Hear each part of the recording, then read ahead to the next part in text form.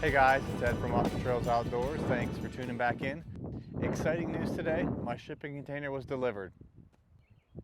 And if you can tell, it's going to start thunderstorming here pretty shortly.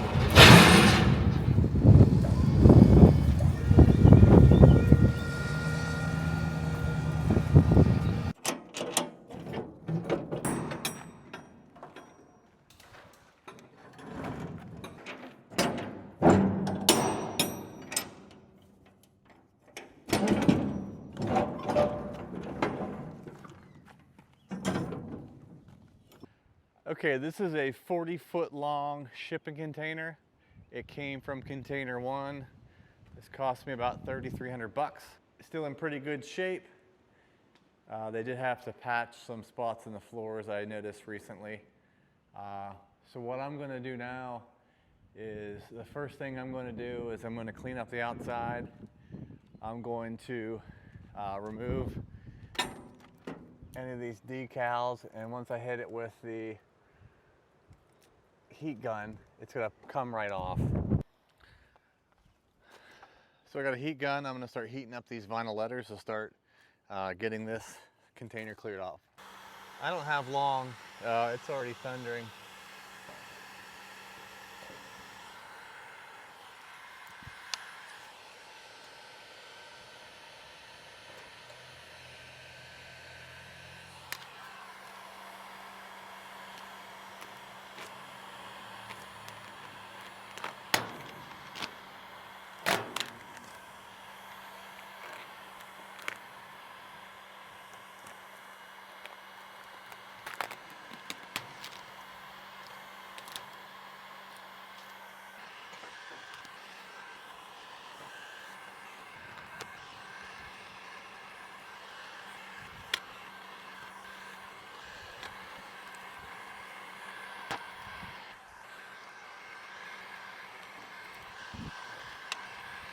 Usually if I get a corner and peel it off from the top down or the bottom up, it will come right up the whole decal.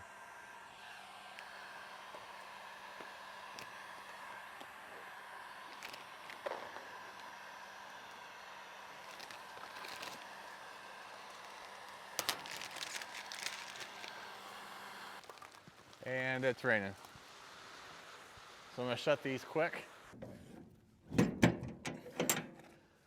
Okay, as you can see, I did call them to get this container set before the rain hit. And I'm glad I did, because it could be a muddy mess here soon. But I've got thunderstorms coming in, winds blowing, raining.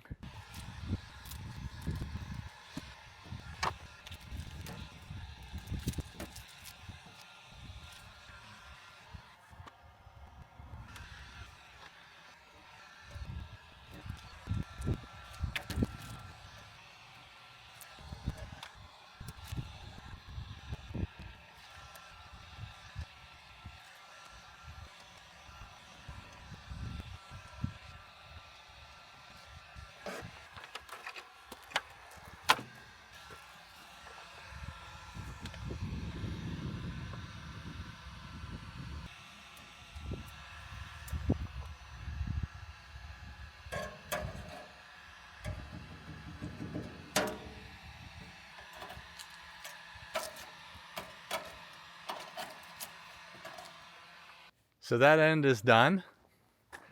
I was able to last night, in between rainstorms, get this whole side done. I'm going to do the other end and then start tackling the side.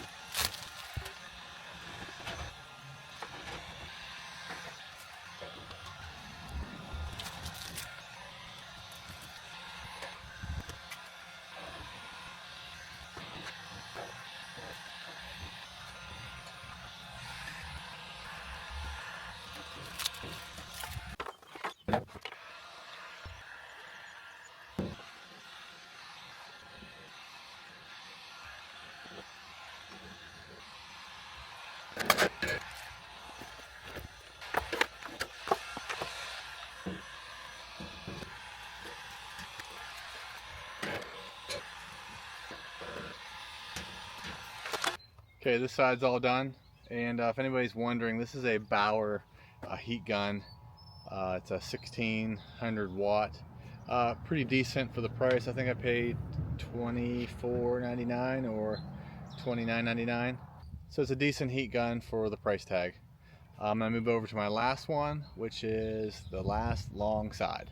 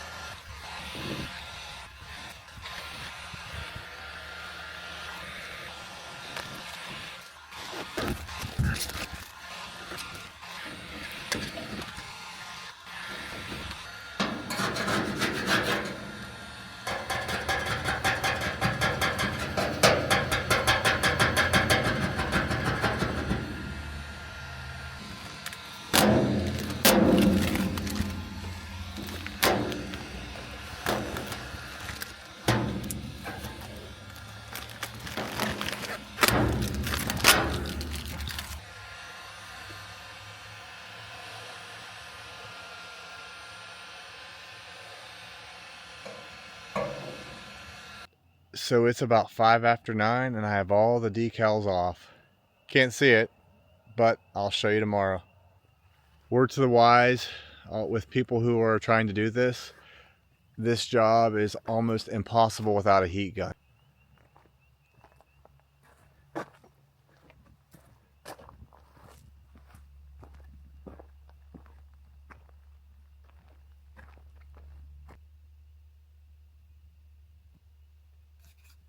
Okay, I'm back. It's the following evening.